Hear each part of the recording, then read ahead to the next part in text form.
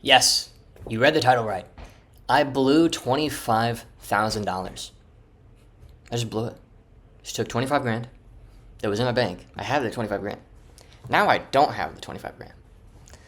It's gone completely. But I'm happy about it, and I'm happy that I did that. And am I insane? Am I crazy? Or what's going on? Why did I do that? Well, I'll tell you why. That 25 grand bought me something more valuable than putting 25 grand into stocks. It bought me something more valuable than an asset, real estate. It bought me something more valuable than, gosh, a really, really nice family trip, right?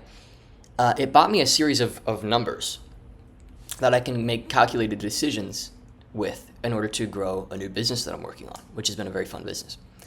So I want to show that with you guys right now, and some of the marketers understand already what I'm talking about. I spent the $25,000 on a series of advertisements that I knew full well going into it wouldn't make me any money. I mean, if they made me money, great, but I'm more than ready to lose 25 grand. It's really nothing compared to what we're building, right? So in this video, what you're going to get is a private training from my mastermind.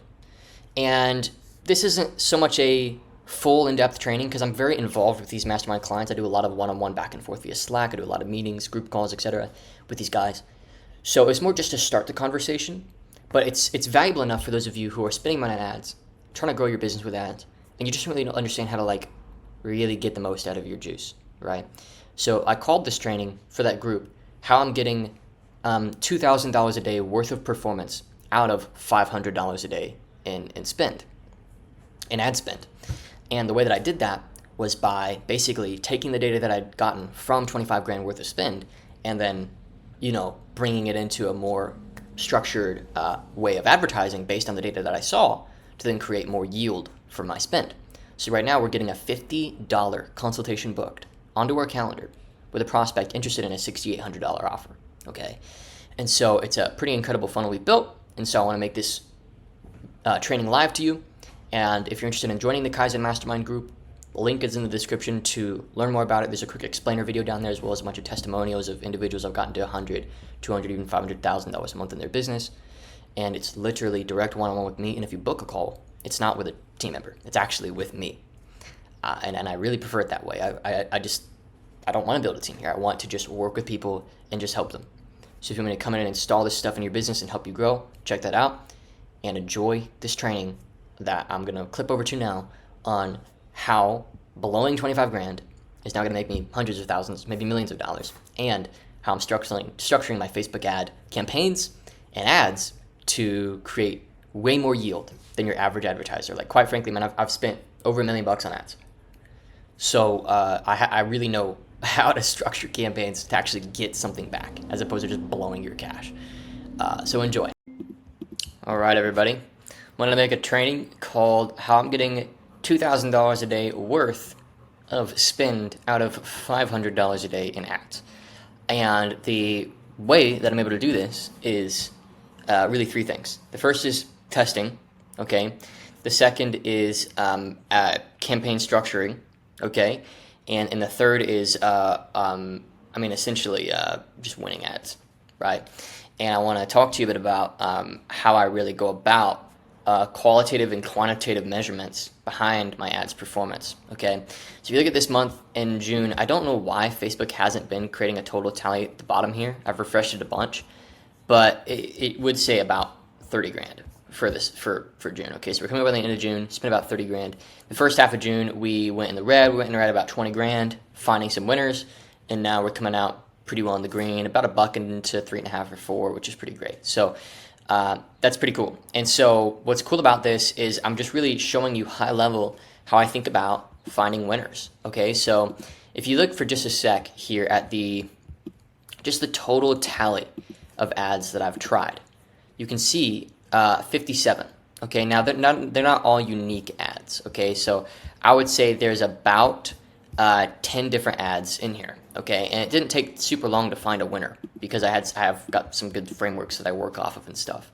But if you look here, just at the pure cost per result level, so I use Conversion API and I have a Zapier that goes from Typeform and Calendly where they schedule back into Facebook's Conversion API as a schedule event. So this is a pretty accurate cost per result here and a pretty accurate, total schedules, okay? So essentially what I did is I went through a iterative process. If you see here, the total campaigns that I launched, many different campaigns, and you see now the one that is currently live is giving us by far the best performance. So you see one at one point was barely working. You see another one at one point was working okay, getting better, and then bam, down to the level that I'd like to see it. So, and I dated these as well. So I'm just going to show you, like, first of all, we went after car sales reps as opposed to sales reps in general. Let me make sure I'm not missing. Yeah, okay. So these are the ones that we went after. So May 26th, we first started trying to go after sales reps. This is when we barely had anything figured out. So if you come into here, the structure of this campaign, I'll explain the structure that I've found to work best. Let me add budget here as well so you guys can see the budget of each ad set. Oh, that's there? Where is it? Budget. Where is budget? Oh, 1,000 a day. Okay, yeah, so note 1,000 a day for a second, okay? Spending $2,000 a day at this time. And if you look in here, got a bunch of different ads, okay? So what I discovered is Facebook has a huge bias for what produced the most recent result. It doesn't always give you the best cost result. It just goes for recency. So let me do this. Okay, here we go. So even though this had ads that were getting me cheaper schedules, it went for this guy over and over again because it just had the most consistent schedules, even though they weren't the cheapest.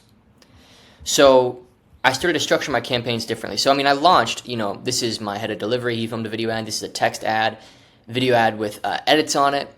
This is a screen grab of our VSL page. This is an ad that I made, another ad that I made. And this ends up being my winner. But you can see here that even though it was the winner, it was barely getting anything. I mean, it was hardly getting any spend, okay? And so you just kind of note that, so I'll show you what I ended up doing. So, okay, so this was my first campaign, $2,000 a day, decent performance. I mean, hardly anything compared to now, but decent. I mean, I was literally spending just to get data. Okay, so let me move on to June 3rd. So you'll see, I decided, okay, I'm instead of two ad sets at 1,000 a day, I'm gonna do like 4 at $250 a day. And within each of these, you can see here, I didn't have the winner because in my old campaign, you'll notice it hardly got any spend, so I hardly recognized that it would be my winner. I just ignored this. This is Trey ad 2. Okay, so note that Trey ad 2 is the winner. So I didn't even know. So if I go to June 3rd, and then I click all the ad sets, you'll notice, where's Trey ad 2? Well, it's not in here because Facebook didn't even give it any spend. Okay, so let's continue. So let's go to June 7th.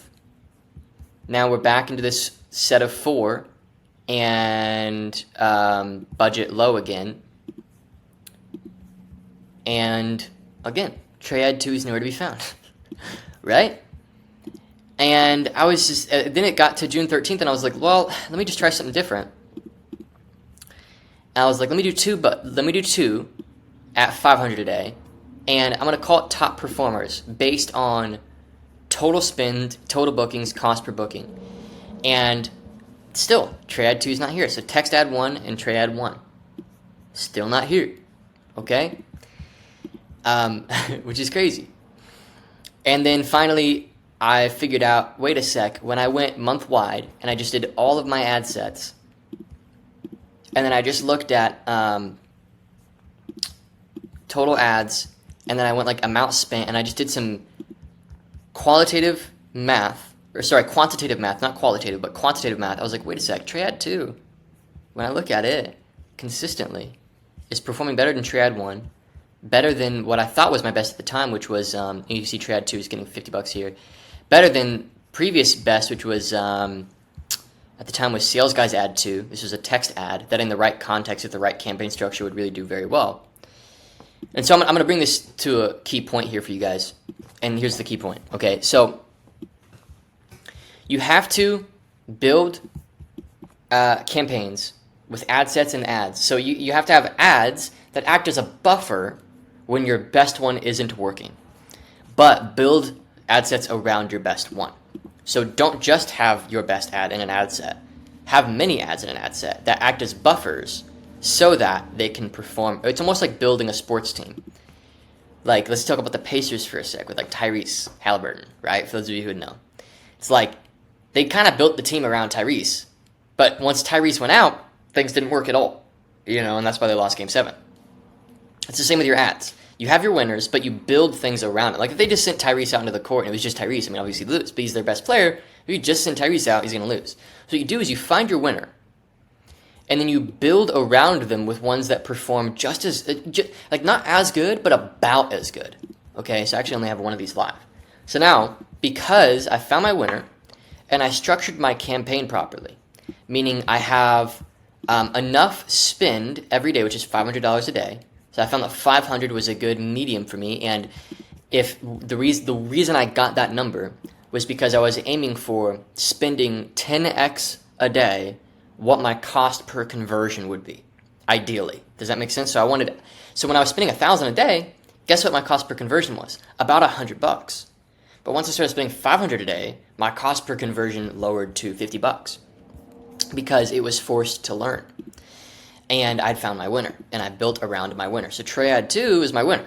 Sales Guys ad 2, Sales Guys ad 1, Trey ad 1 all had performed in the past. In this campaign, Trey ad 1 has barely gotten any attention. I mean, it's barely gotten any spin, so it could still be a winner.